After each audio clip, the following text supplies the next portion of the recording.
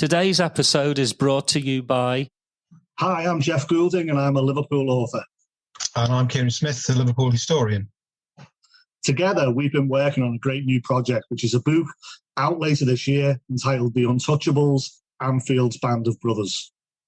It's a great story about one of the greatest sides in Liverpool's history who won back-to-back titles in the 1920s. Yeah, this is a team that is absolutely packed with incredible characters. Men who fought on the battlefields of Europe in the First World War and returned home to claim 2 league titles in a row. And it's due for release in the UK in September. And thanks to our friendship now with the Liverpool Connection podcast, it's also going to be made available through them in the United States at the same time.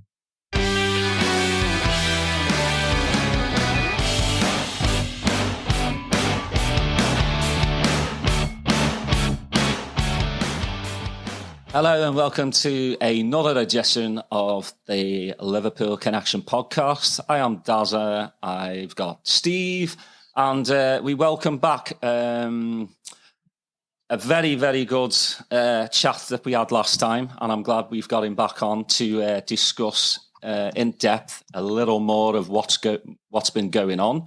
As the chair of Spirit of Shankly is Joe Blott. Hi everyone. Good afternoon. Yeah, I always think good morning because it's, good morning for us, nice and early, but good afternoon for you. So, doing well? Yeah, all good. Thanks very much to see both of you. Yeah, good to see you both again. Yeah, you too, Joe. And you.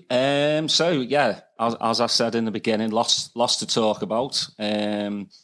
We haven't talked about us getting third place, which I think, all in all, is an absolute boss job. Nobody, including probably about 70% Liverpool supporters, didn't think we'd make top 5, let alone, top 3. Yeah, I funny enough, to me, there's a bit of a link to the to where we were with the club as well, because it was that Leeds United game, wasn't it, on the Monday night? Where I think everyone had given up, not only on football, but on us getting anywhere near the top 6, as you say, there. And then he just went on a run after that. It was almost as though because there'd been the clearing of the air over that 72 hours, you sort of feel as though that the conversations taking place off the pitch were affecting the players. But then once the conversation started to be more positive, you hope that they affected the players more positively as well, and that they felt as though that they were part of the club. They cleared the air themselves, didn't they? They came out themselves on the Tuesday and said, "We've had enough. It's not what we want." And from there, there's no looking back. Was that it was title winning form for the last 6 games or so. Steve, go ahead. Yeah, no, Joe, I mean, just to catch the listeners up, the clearing of the air was obviously centered around the Super League announcement and just the ramifications of that and the turmoil that it caused in worldwide football, just not in Europe. So you're saying that, that last 30 points that were available, Liverpool won 28 of those. So it showed the progression of the team. I think the camaraderie really cemented. You had Thiago finally playing what the kind of position he was playing, getting Fabinho back into the center mid versus playing in center back, and it really, I think, was a symbol of what's going to happen this next season coming up, and I'm looking forward to it. I know you guys are too, but so I just wanted to kind of put that into context, what you're saying about those 72 hours, because that was such a big occurrence, and Spirit of Shankly was obviously, in the center of trying to right the ship during that time.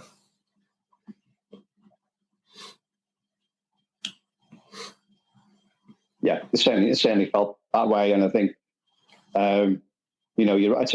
As you said, I think I can't think of anyone who would have put money on Liverpool finishing third.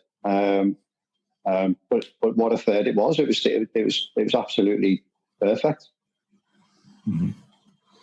And given the state of the season in the mid-season, I think that's the other bit, isn't it? It was like 3 chunks of the same season, wasn't it? There was the first part, we were top of the league by Christmas, then we had that complete slump, and then we had the rise again.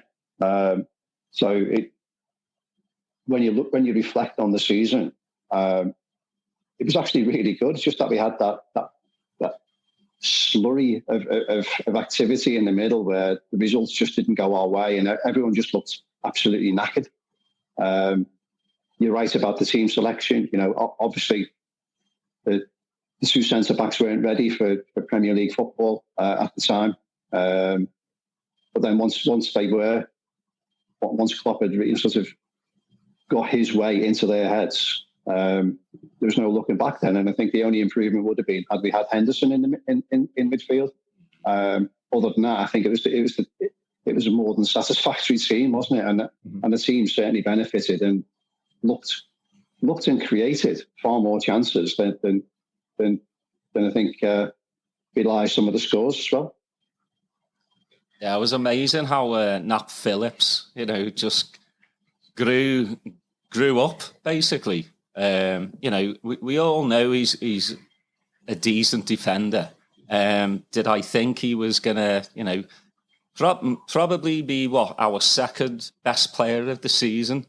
I never ever thought that. There's people getting tattoos of him on with a brick. And then, he might be sold. It's a crazy old world, this football. It is. But I'm happy for the lad. He pulled his socks up and he did the job that Klopp asked him to do. So what more, could he have done? Yeah, hey, Joe, I totally agree. Yeah. Hey, Joe, so, I wanted, since we have you on today, can you take us back into those 72 hours when the announcement of the Super League? Obviously, with time that passes, we get more information about the backdoor negotiations between FIFA, UEFA, Premier League, and all that. But take us back to that when you heard the announcement, and the rest of your partners there at Spirit of Shankly. How did that come about, saying we need to galvanize, we need to go against this, we need to incorporate maybe other supporters clubs from other teams, and what are our next steps? Can you kind of bring us back to that situation? Yeah, sure. When it happened, I was actually round at my mother-in-law's for Mother's Day, and my phone was just vibrating away in my pocket. I kept looking at it, and it was Kev Miles from the Football Supporters Association, the chief exec there. So I texted him back and said, "Look, I can't speak right now, And he said, "We must." And I said, "I can't. I'm in my mother-in-law's." And he said, "This will get you out of your mother-in-law's, believe me." Mm-hmm. So I jumped in the car, leaving there, and rang him. And that's when he told me what they then picked up, and I think it was starting to be.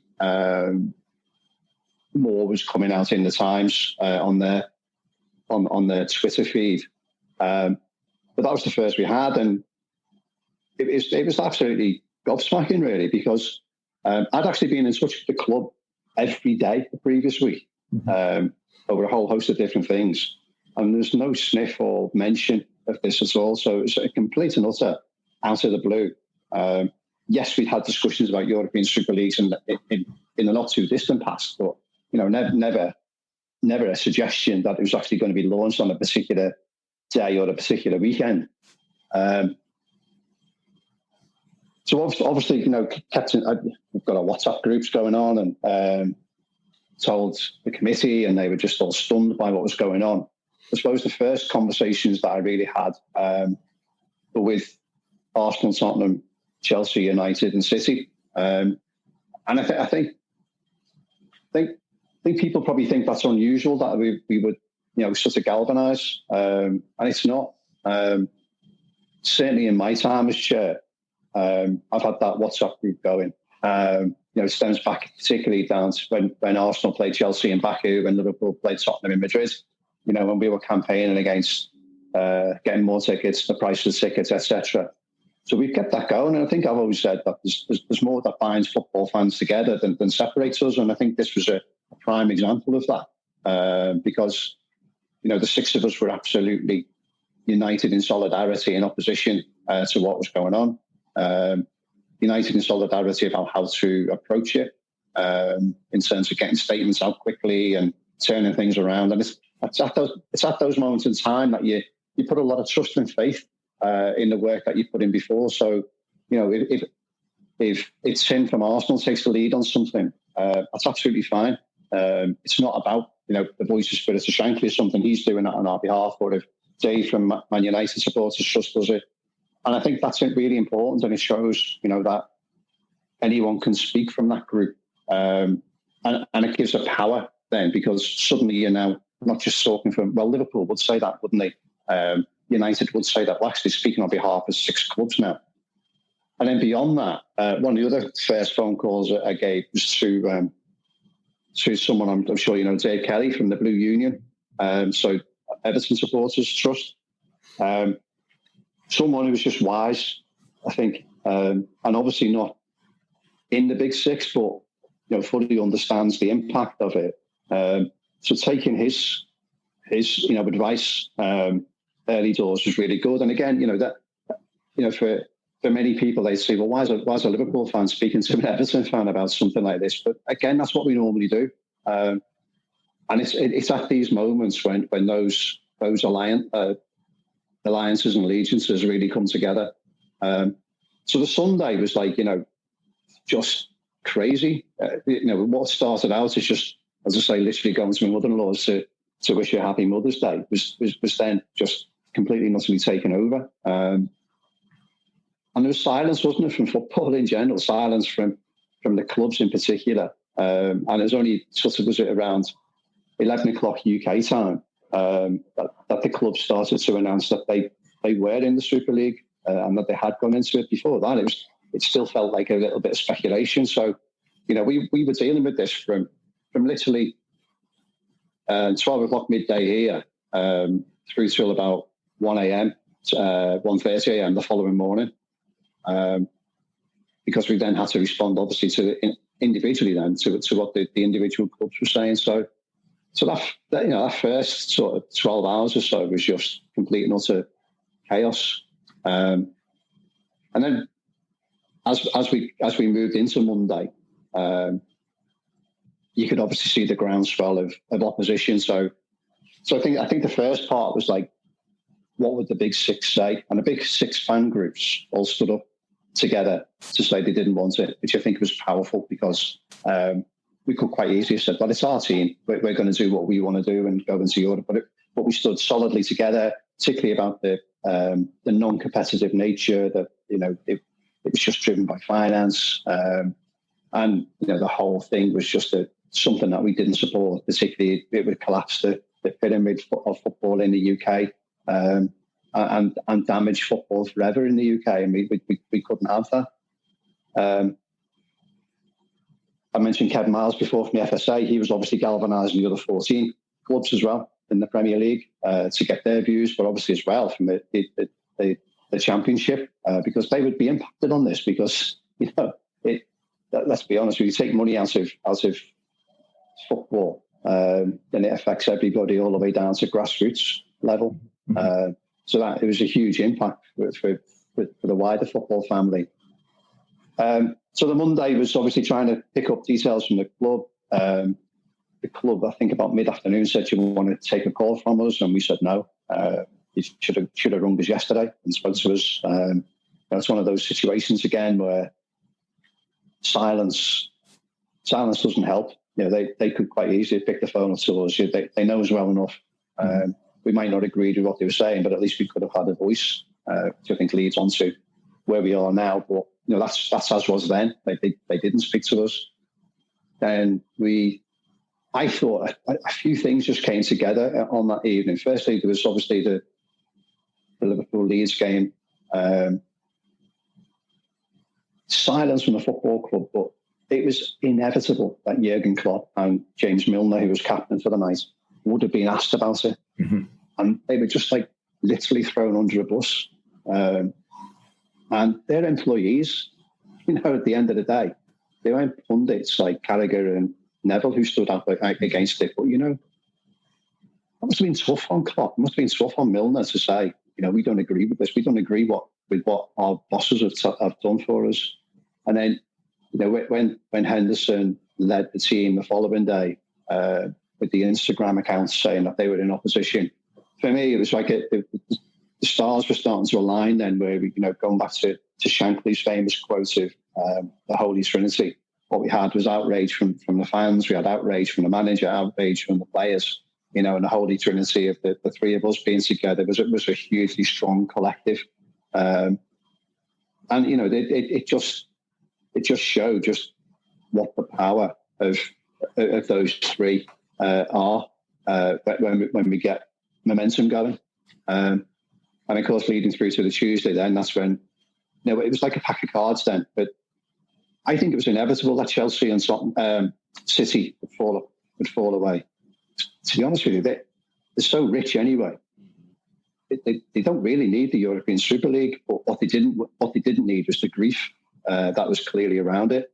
They're going to spend whatever money they've got in whatever shape or form that they want to, come what may.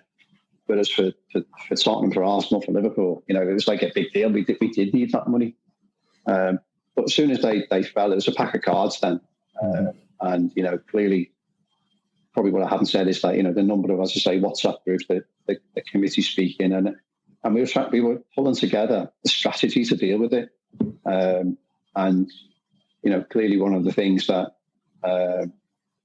we were thinking of was protests. One of the things we were thinking of was negotiation. One of the things we were thinking of was a combination of both. How does it all work? I know Geordie from Spy and Cop 1906 was hopefully going to be on today, but they were going to take the flags down off the Cop. Just a hugely powerful message, simple but powerful, visual, and clearly irked Klopp because he said, why are you hurting the team? But it's not our fault. Mm-hmm. And he was right, but at the same time, this is what we have to do. So I certainly applaud what 1906 were going to do around that time.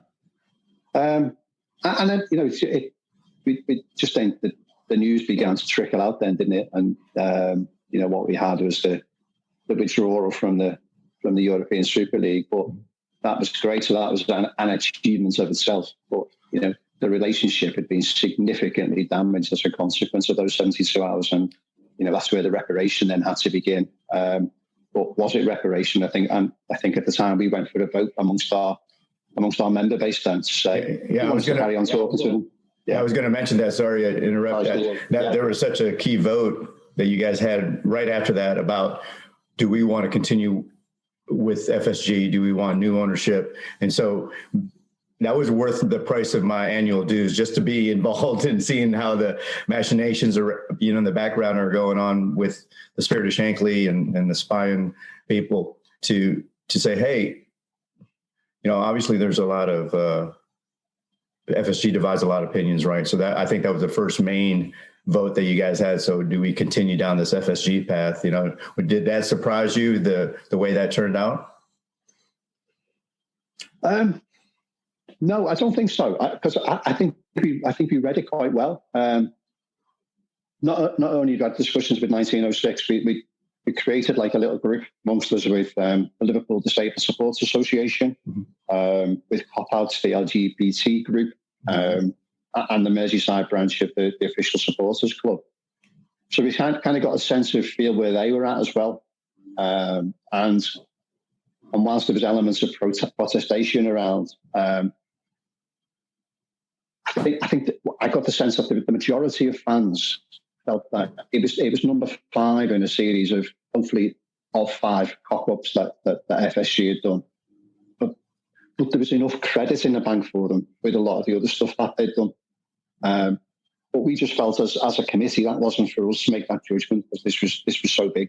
And hence, as a union would do, that's why we consulted our members on this. We didn't take an individual decision based on a kind of an executive viewpoint, because there were different views amongst our committee members, which is fully understandable. And in those times, it's when you have you have to have that broad church of discussion. To the extent in which I think I might have said on the last podcast, I'm so proud to be chair of Spirits of Shankly and from what it's done for 13 years. I'm really proud of what we've done now. But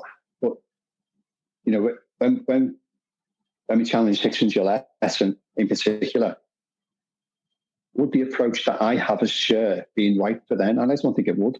And I think that's when you have to have that reflection about that's why we needed the member vote more than anything else, because it might have meant that I mightn't have taken a full, the front role of this, because if it had gone a different way and we wanted to protest and wanted to do what United did, then, that takes a different kind of psyche. And whilst I would have fronted it from being the kind of figurehead, at the same time, the organisation, I think, would have come from people who had the experience of doing that and the knowledge of doing that. And that's why we've got such a fantastic membership and fantastic committees, because we've got those skills and the experience of being able to ebb and flow through whatever we get. So I kind of wasn't surprised with that, because we'd taken those soundings, but it was a sense of nervousness, because it had it not flown in the way of carrying on conversations, then it would have been really planning for the last couple of games in terms of disruption and all things around that. You mentioned, continuing the conversation. So the vote, is pretty overwhelmingly positive to continue with FSG. And then it culminates with, more talks with your group. And then they make the announcement back on, I think, May 20th. You want to talk about what those are and just what they hold for the future? Yeah, of course.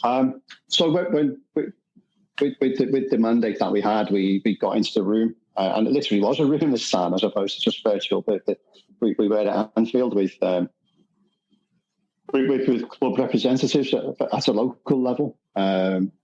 Spoke to the owners visually as well in that room.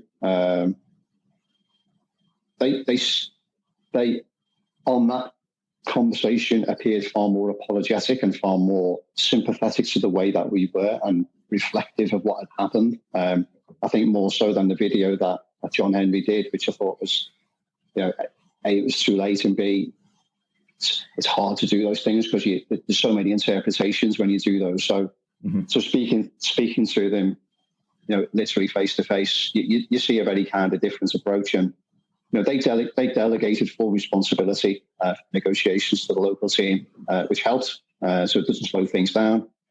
And the local team got it, to be honest. That because they do understand to a large extent. Tony Barrett in particular, as you know, is a huge influence for us internally in the club, and doing his job correctly, just means that you've got. It's not a voice within the side of the club. That's not his job. His job isn't to do our voice, but his job is to listen and engage with, and that's what he does so perfectly well. So, they get a real feel of how we approach. And I think there were a couple of things that came together, some of that sort of stars lining up in some ways. I think the conversation we had with them, obviously we had the vote, so we had the mandate, so that meant that we had a position of strength. We also had that if they didn't do what we'd asked them to do in terms of the four key points, we still had one more home game to come. So that was really helpful in terms of having a strategic aim to get as much progress done as possible, because if we didn't, then it was going to be an impact on the match going fan and an impact on the team, which none of us wanted. But at the same time, it's a useful card to have, isn't it, in your back pocket. But the talks were positive, incredibly so. They understood what we wanted and how we set it out. And I think, when we asked for the four things, just in reverse order, the FSG to fund the fines from UEFA and from the Premier League, they immediately accepted that and said, yeah, FSG need to do that. In terms of working with us on the UK government fan-led review, right up for that, said, yeah, that has to be. We have to be, in tandem on that because it's important. And then it's the other bits that were negotiable then in terms of board membership and having the rights of veto, etc.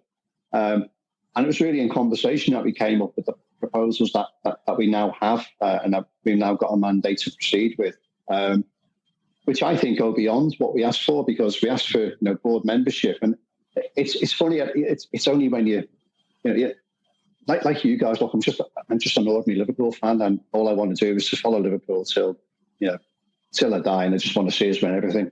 And I want that 90 minutes on the pitch to be a magic show. Mm-hmm. But unfortunately, with this kind of role that I have, you go behind the magic show sometimes, and it takes away some of that. But sometimes you need it. And, I didn't know that the way that the whole of the club is structured is so complicated. So try very quickly saying that there's an FSG board, obviously based in Boston, but they deal with all the Fenway Sports Group stuff. So obviously the Red Sox and the ground there, but a whole host of other things as well that they've got fingers in pies. Now, if I or you or whoever it was that was going to be a board member of that, your voice would have been completely lost, because I think it's about 50, 60, 70 people are on that board, So, the Liverpool bit is actually only a very small part of the Fenway Sports activity. And then there's another Liverpool FC Fenway board, which is the 7 board members of John Henry and but even that, is doesn't meet that often, and it kind of just gels the top 70 with the local level. That's all. So to sit on that might not have been fruitful, and it came logical that the most important ones to influence was the local board members, which were Billy Hogan, Andy Hughes, and Mike Gordon. So you got 3 board members at the local level who do all of the debates. And what they were telling us was that unless there's a significant, say, huge capital investments where they need some resourcing, they kind of don't go to that top one. They only ever go to the middle one. But actually, they've got so much delegation that that's where you need to be, and that's where we came up with the notion of getting something into the Articles of Association, which does 2 things. One is that that's not reflected on an FSG. So the Articles of Association are the Liverpool Football Club and Athletics Grounds Association, which is what was set up in 1892. So that's the entity that we'll have both the articles written and the contract with, which obviously satisfies now, but also satisfies the future as well. Because should FSG move on at some point, then we've got the legacy and also the continuity, because our contract and the Articles Association are owned by the football club, which is obviously a transferable entity as well. So all of that, reflects a significant, we think, improvement for us. Because I think the one final thing I would say is that just in terms of being a board member, I'm just thinking of maybe Daz or Steve being on the board, and you're just about to sell Virgil van Dijk because you've seen the books, and you know that you have to do it to square those books, and you're going to sell Virgil van Dijk, and you're going to take someone from Bolton on loan, and then you walk into one of the pubs around Anfield and say, hey, guess what I've just done? Mm-hmm. The personal responsibility for someone on the board as a fan is huge, and that's aside from your first responsibility is to the board membership, to the company. So you have to take those decisions. You might argue against them, but you have to own them. And that could also be criminal liability. It could be health and safety issues. There's all sorts of, machinations around that. That just, excuse me, just for an ordinary match-going fan, as I said before, it's a huge, huge responsibility. And we haven't got that. We've got something that we believe is better, because it's a collective, and having that supporters board with all those voices behind you is massively stronger and more powerful. Being part of the supporters clubs, the official supporters clubs for Liverpool, I know there was a lot of angst at that same time because there's over 350 charters. supporters groups, worldwide. And I think their overall impression was that they were also, their voices were minimized during this time too. So is there any plans to try to incorporate any of those entities into what as a part of the supporters board, or how are you seeing that the representative to the meetings? How are they going to get their feedback? No, you're absolutely right, and I think it's interesting, isn't it? Because we think what we've got is a hugely successful model for Liverpool Football Club, but within that, as you said, it's global. If you're York City or Tranmere Rovers, for example, making this work is a lot easier because your fan base is very much focused probably within a locale, whereas here it is hugely global, and we have to try and represent every single one of those. We've already begun discussions with people in some of the official supporters clubs.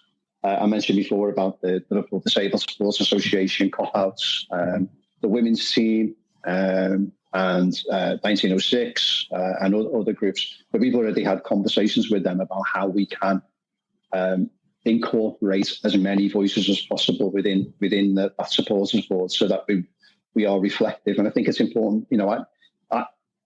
I can't for 1 minute say that Spirit of Shankly reflects every single viewpoint of every single Liverpool fan. It can't. So the more voices that we have doing that, it is critically important. And I think we've made good strides forward with some of our colleagues. But in terms of the OLSCs, without any shadow of doubt, there's more bridges to build there. But certainly more voices for them to have as well, and more say in it.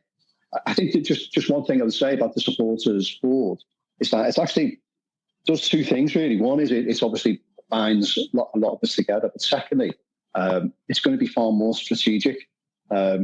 So I think it's the benefit of that is that you're going to be taking stuff to the club and saying that this is what we want as supporters, as opposed to waiting for them to come and tell you something.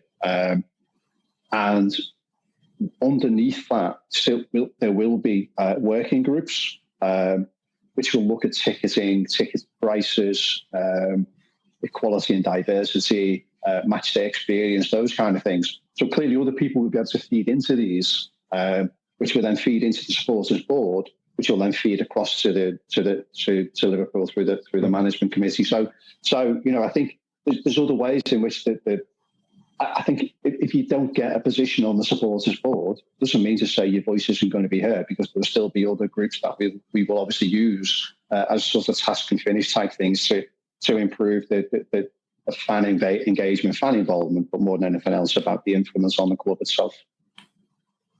Yeah, I know as a consensus, the supporters clubs, the official ones are they're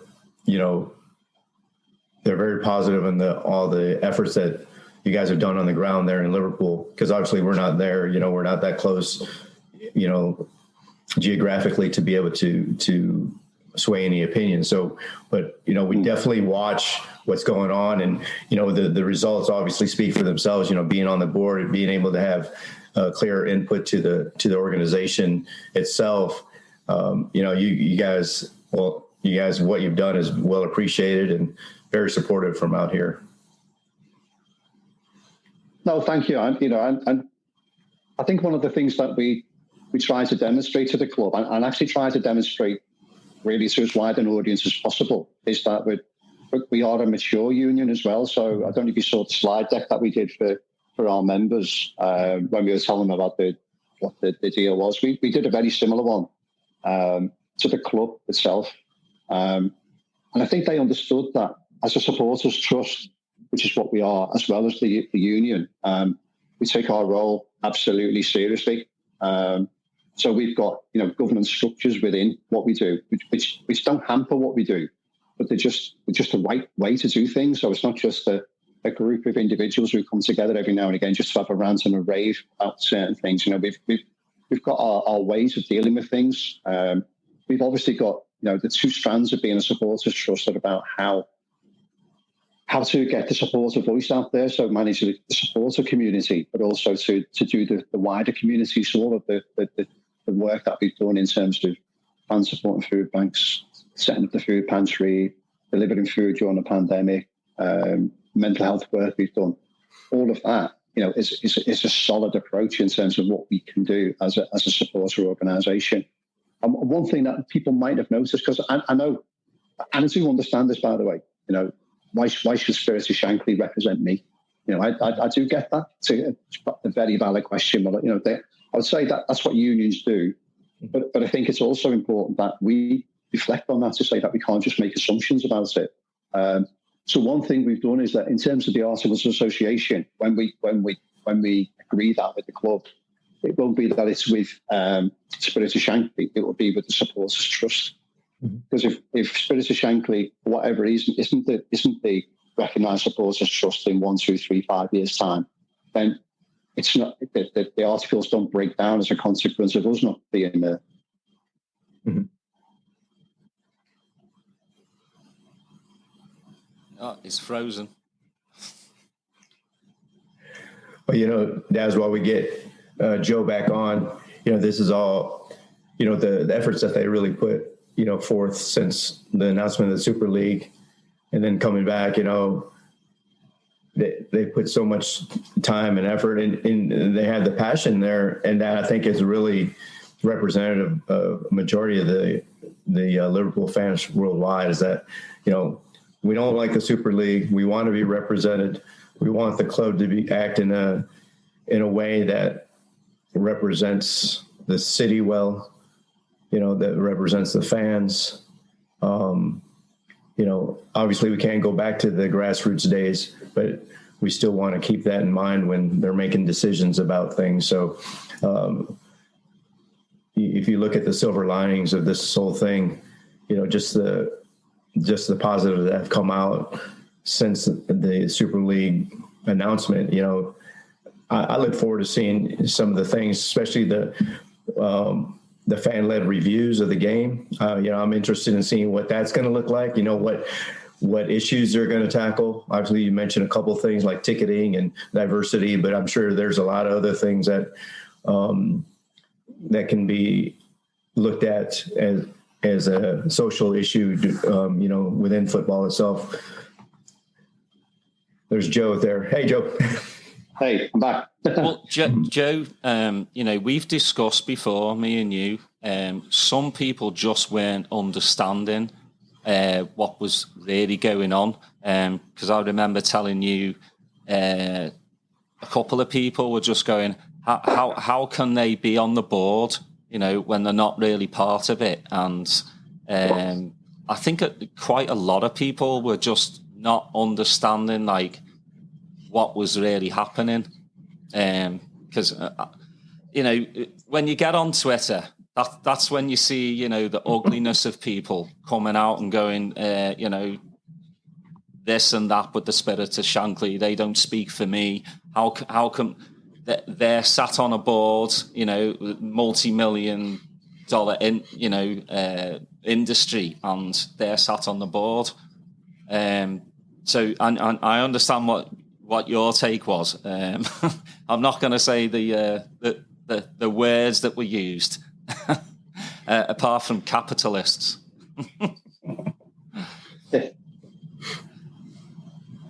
Yeah, and I think you're right, Daz. Yeah, absolutely.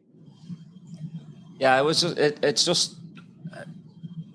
I think with quite a few Americans, they just weren't understanding what it was really about. It wasn't about Spirit of Shankly, money-wise. It's got nothing to do with money. And I think some people were trying to think a Spirit of Shankly trying to get a percentage of Liverpool Football Club. And I think that's what they thought. And it's you couldn't be further from the truth. They're there, you are there to voice for people like me and Steve, everybody who's a Liverpool fan that can't be in Liverpool, that cannot voice. Yeah, we can get on social media and say, hey, the Super League thing, was atrocious. You know, that's my club. But your you know, our voice and your organisation does amazing, you know, things for us. And also, I wanted to bring up, if you can talk about what you're doing with the food banks and with the greenhouse as well. Yeah, definitely. Yeah, I mean, just in terms of the first one. Sorry, I drifted off from the site then just a second. But yeah, this wasn't a power grab, and never was by Spirit of Shankly. That's not what we're about. We're just a group of volunteers who come together because we've got the common interest is Liverpool Football Club, and the common interest is doing what we can for all supporters, not only of Liverpool, but of any football group. You know, like the 2020 campaign, getting £30 away tickets, that wasn't for Liverpool fans, that was for everyone. You know, and I think that's what's really important. And you're right, you know, I can fully understand why people would think that getting on a board, you know, would be you know, some kind of percentage payment to us, but absolutely not. And to be honest with you, we didn't want to go on a board. We felt it was the right thing to ask for. But as I said, as I explained earlier, just in terms of the way the company is structured, we think we've got a better deal anyway. That retains our independence, which is even more valuable to us than sitting in a room with board representatives.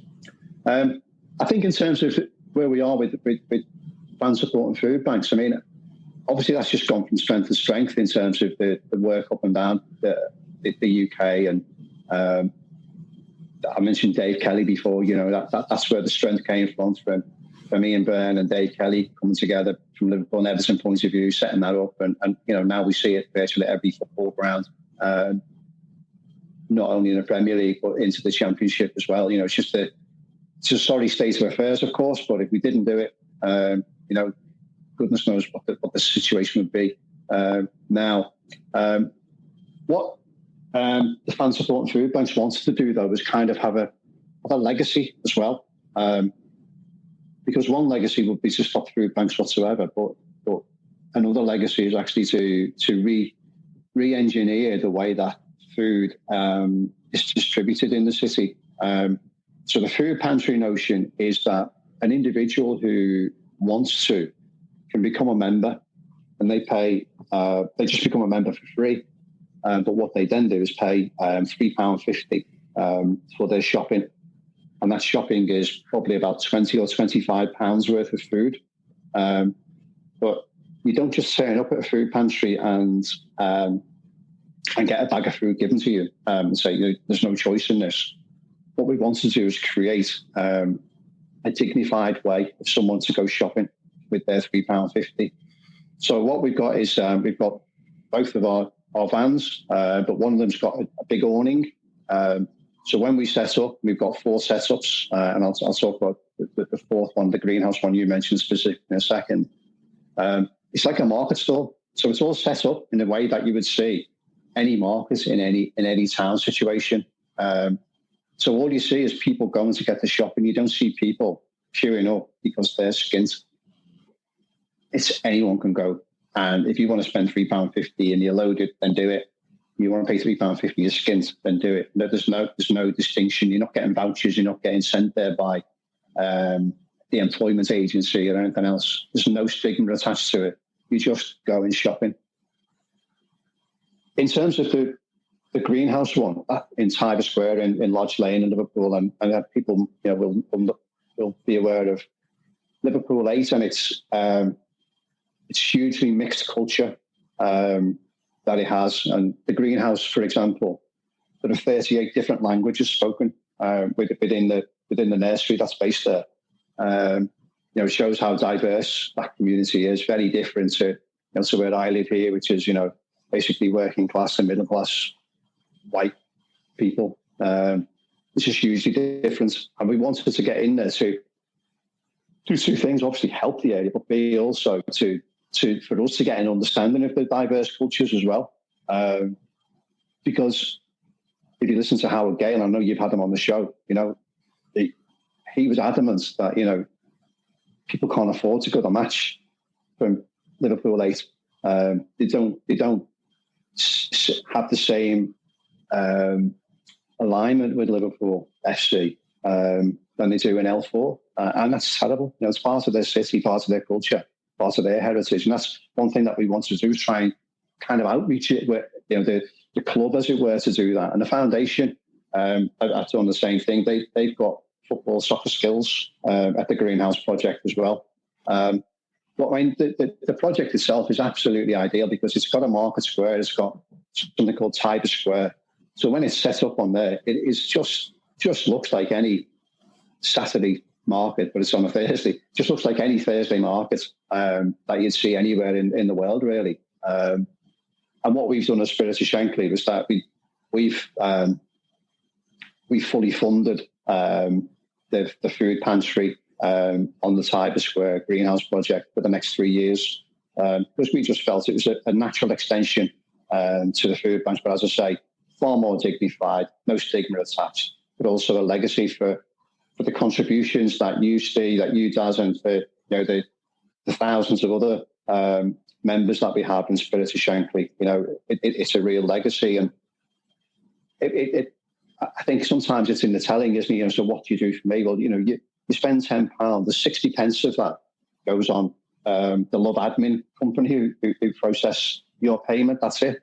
The other £9.40 goes on either campaigns for Liverpool fans, or it goes on community-based activities like this. And I think that's that's an incredible sort of achievement, really. That 94% of your £10 is going towards hopefully the things that you want to see happening. Hey, Joe, have you noticed an increase in membership since this month or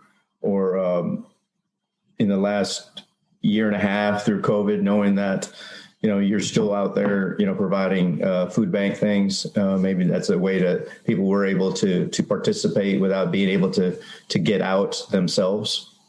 Yeah. In the first part of COVID, what we saw was a huge increase in donations more than anything else towards the food drops that we did. That's what we had in the first sort of 9-10 months.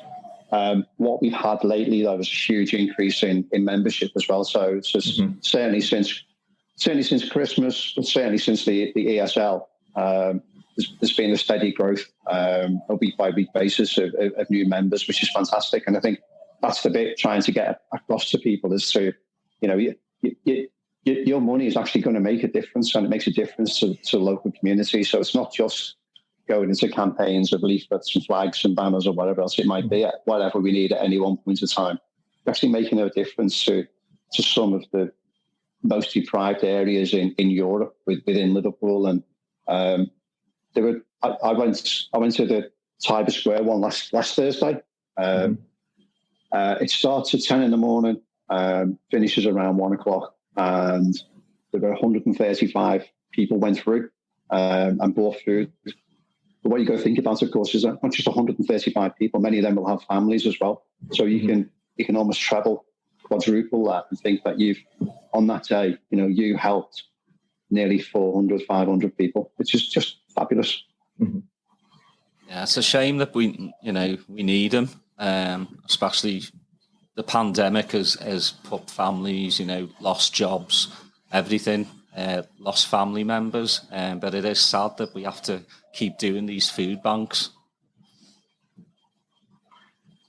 Yeah, that's true. I mean, I think that's true in most places, that there's a recognition that people are hungry, and that our efforts can really make a difference. We do that here in Austin, and I know majority of the supporters clubs around the world have food banks that they support locally. So, yeah. And, I just want to tell all our viewers and listeners that, for the £10 annual fee, you are making a difference, but now you're also helping support the organization that's going to be representative of you there on the ground with the club. So I think that's even more of a advertisement to, be involved, and this is your way to do it, your opportunity, for a minimal amount of donation. So just want to plug the organization and just all the good work that you guys do, on a constant basis there in Liverpool.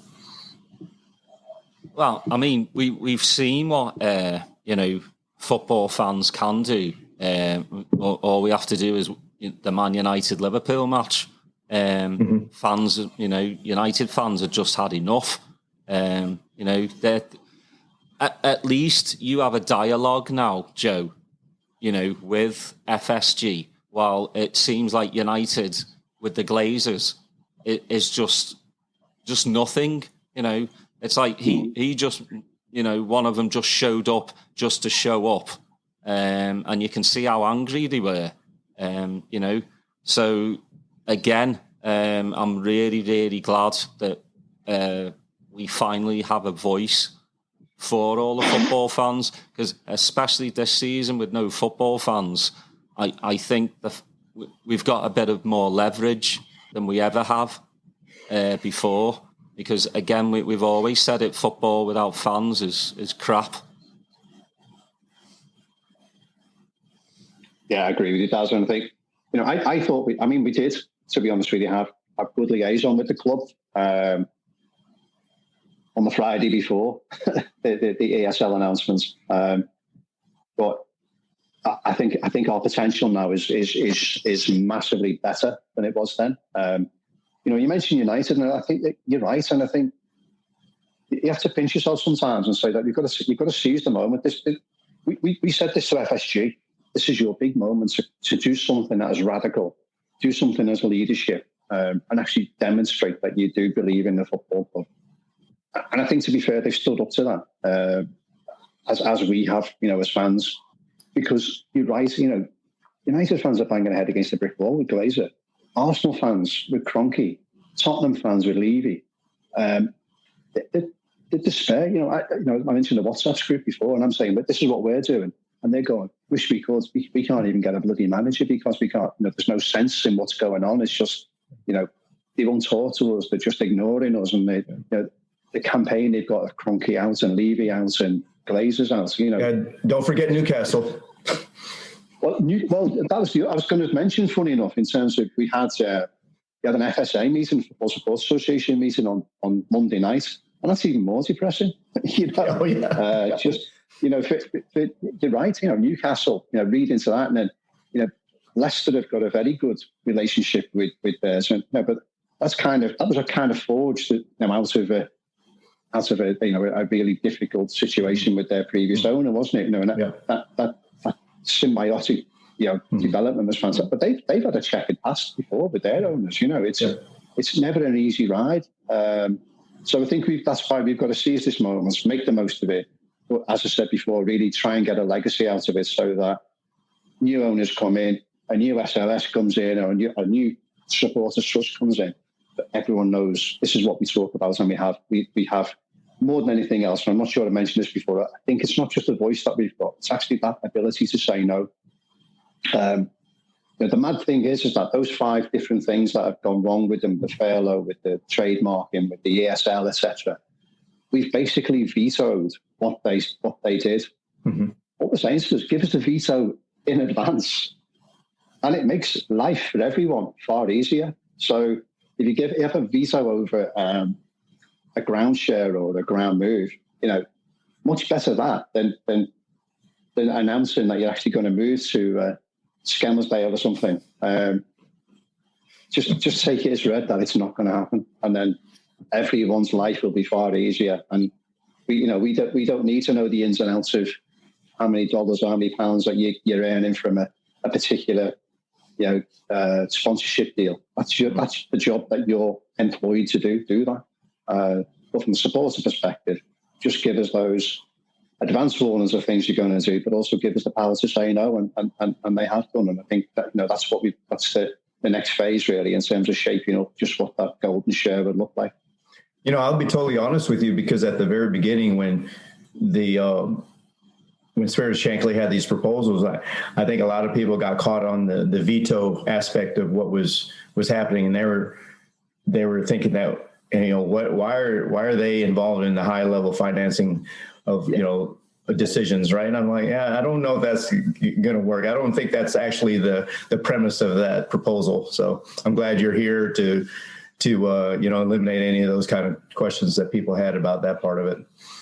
No, absolutely not. You're right, and I understand that, because it's all about messaging, isn't it? And look, we haven't got a huge marketing team behind us who do this kind of thing. We're just us. But what I'd like to see, though, in terms of future sponsorship deals, I'd like to think that if we were considering getting into partnership with, I don't know, some hugely challenging human rights organisation,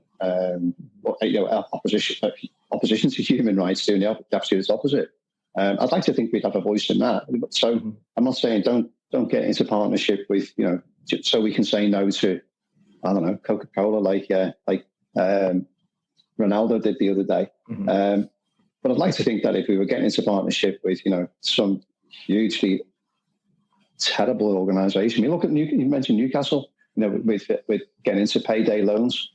I'd like to think we could influence about whether that was an appropriate way of Liverpool to sponsor when it itself is supporting food banks. How can it then, sponsor payday loan companies? Right. The two don't mix. Right. So let's have the conversation before rather than a protest after. Yeah. I think that's been kind of the motivation for all of this. The mistakes that have been made, but credit to FSG that they have corrected those. After considerable PR hit and feedback from Spirit of Shankly and other groups. So you just want to hopefully that there's not a lot of those coming down the pipe, because if you step back and take the emotion out of it, they have been good stewards of the club, overall. And, so we're looking forward to what brings the future comes, with the player signings and the Anfield expansion and just the community development that's happening. So, we appreciate all the efforts of FSG, but also Spirit of Shankly and, being representative of all of us over here, especially across the pond here.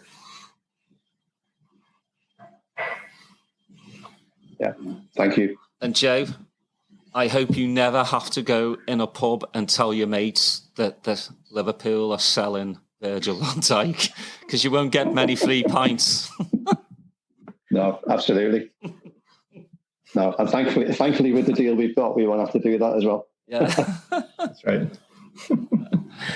Well, it's always a pleasure, Joe, and you're always welcome back anytime. To discuss, what's going on, more details later on, or just to chat football, and hopefully football gets back to some normality, and more fans can get back in the stadium next season.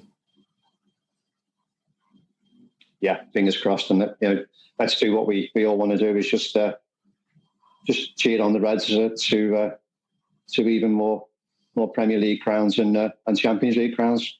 That's all we want, isn't it? Together. That's right. Definitely. Well, appreciate it, Joe, and hopefully we'll get Geordie on when he doesn't have to, when he gets stopped being called into work every time. He just needs to give me his boss's number and I'll call his boss. But appreciate it, Joe. Brilliant. Joe, great to see you.